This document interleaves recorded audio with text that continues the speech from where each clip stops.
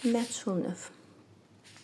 Passive voice. Passive voice əvvəlcə Azərbaycan dilində nə olduğunu bilək, işi görən məlum deyil. Məsələn, mən məktub yazdım. Kim yazdı? Mən yazdım. Nəyi? Məktubu. Bunu məchul növə çevirəndə nə edirik? Məktub. Yəni cümlənin tamamlığını mübtəda yerinə qoyuruq. Olur, məktub yazıldı. Eyni formada ingilis dilində də məchul növə çeviririk. Məchul növə çevirmək üçün bizim bir düsturumuz var. To be plus participle to. To be plus participle to. Bizim düsturumuz bundan ibarətdir. To be plus participle to. Participle to nə deməkdir? To be feilini tanıyırıq. Participle to nə deməkdir? Bu qaydalı feillərdirsə, id şəkilçisi əlavə etməklə düzəlir. Qaydasız feillər isə kökündən dəyişir. Qaydasız feillər lüğətində var past participle. Bunlardan istifadə edirik. Və zamanlara görə to be feilini dəyişərək istifadə edirik. Yəni present simple-da past participle-da nəyin past participle-ıdır? Məlum növdəki cümlənin xəbərini past participle formasına çevirərək istifadə edirik. Deməli, present simple-da to be feilinin əmizi are, past simple-da was were, future simple-da will be, shall be, present continuous əmizi are being, past continuous was were being, present perfect have has been, past perfect had been, future perfect will have, shall have been, modal verbs can be, must be, should be, yəni hansı modal feil olsa, yadımızda saxlayırıq ki, burada being gördük və present perfectdə being gördük. Gələcəkdə də, future-də də be var. Bəzən bizi çaşdırmaq üçün present və past simple-ın yanında da being istifadə olunur. Bunu gördükdə yanlış olaraq qəbul edirik. Present simple və past simple-da being olmaz, amma being ola bilər nə zaman? Davam edici zaman formasında. Cümlələrimizə baxaq. We decorate the room. İlk növbədə cümləmizin mübtədasının xəbərini ayırırıq. We mübtəda, decorate xəbər. The room cümləmizin tamamlığı. Decorate-a baxırıq ki, cümlə hansı zamandadır? İndiki sadədə, yəni present simple-dadır. O dəqiqə düşünürük ki, present simple-da bizə nə lazımdır? To be feilinin present simple forması əmiz are. The room-u gətirdik, mübtəda etdik. The room təkdə olduğuna görə is qoyduq. Is decorated. Decorate feilinin participle to forması qaydalı feildir. Məlum növdəki mübtədanı biz məchul növdə görə bilərik cümlənin sonunda tamamlıq olaraq. Yəni bu deməkdir ki, artıq we kimi görmərik. We tamamlıq olmaz. By we kimi görə bilmərik. Çünki söz önündən sonra şəxs əvəzinin adlı kalı istifadə olunmaz. As olaraq da görmərik tək başına, by as olaraq istifadə edəcəyik. Deməli, əgər bizim məlum növ cümləmizin mübtədası şəxs əvəzliyidirsə, o zaman o obyekt formasına çevriləcək və by söz önü vasitəsilə cümləmizə birləşəcək. Canlıdırsa by söz önü, cansızdırsa with söz önü vasitəsilə cümləmizə birləşərək dayanacaq. Yəni, by və ya with söz önləri olmasa, məlum növün mübtədası məchul növdə istifadə oluna bilməz. Növbəti cümləyə baxırıq. They watered all the flowers.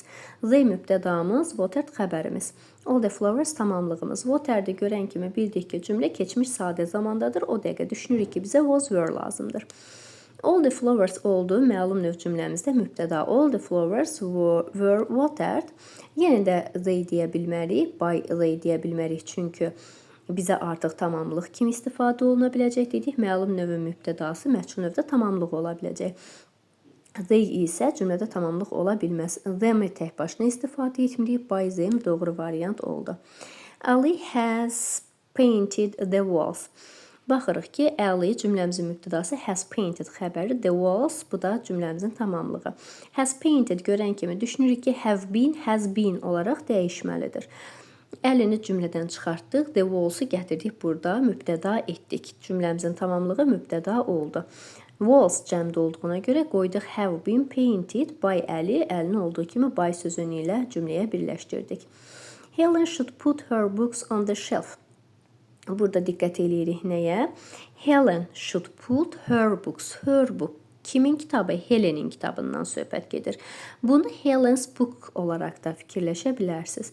Biz demişik ki, məlum növün mübtədası məchul növdə mübtəda yerində gəlməz. Bəzən uşaqlar Helen və Helen's book arasında heç bir fərq hiss etmədən Helen'i əvvəldə görən kimi hər ikisini çıxırlar ki, bu doğru bir quruluş deyil, xeyr. Birincidə diqqət etsəz, Helen tək başına gəlib dayanıb. Bəli, bu məlum növün cümləsidir, məchul növdə də istifadə olunub. Bu yanlışdır, bu olmaz. Amma ikincidə isə her booku Helen'in kitabı, onun kitabını Helen'in kitabı deyə əvəzləyərək istifadə ediblər. Onun üçün Helen's book doğrudur. Yəni bunu görən kimi o dəqiqə cümlədən çıxarmağa çalışmırıq. Yanındakı isminə baxırıq. Əgər yanında isimlə bərabər verilibsə, o yiyəlik əvəzliyini əvəzləmək məqsədli artıq kimin kitabı olduğunu bilmək üçün Helen's book deyə istifadə oluna bilər. John cut all trees in the garden. Buna da xüsusi diqqət eləyirik. John mübtədamız, cut xəbərimiz, all the trees bu da tamamlığımız. Tamamlığımızı gətirdik, mübtəda yerinə qoyduq. Növbəti baxmalı olduğumuz cut feilidir. Cut feili bilirik ki, qaydasız feildir və keçmiş zamanında və participle to formasında olduğu kimi qalır. Bu feilləri xüsusilə üçüncü şəxsin təki ilə istifadə edirlər. Yəni üçüncü şəxsin təki ilə bir feil gördünüz və sonunda s yoxdursa, xüsusilə bu feillər cut, put, let, yəni bu tipli feillərdirsə, ki let onsuz da məchul növdə istifadə olunmur da, yəni dedim. O zaman düşünəcəksiniz ki, demək bu feillər keçmiş zamandadır. Ona görə feilin sonunda s yoxdur. İndiki zamanda olmuş olsaydı feilin sonunda s şəkilsi və buradakı kimi John cuts formasında olardı. Əgər bu tipdə deyil, John cut olaraq verilibsə, demək keçmiş zamandadır və bizə was were lazımdır. O zaman baxırıq ki, all the trees olacaq mübtədamız. Trees cəmdə olduğuna görə were, cut, bu oldu cümləmizin xəbəri by Jones. Bu da dediyimiz kimi, əgər canlıdırsa by somebody, by John, əgər cansızdırsa by something. Bu qaydada məlum növümüzün mübtədası məchul növümüzdə istifadə oluna bilər.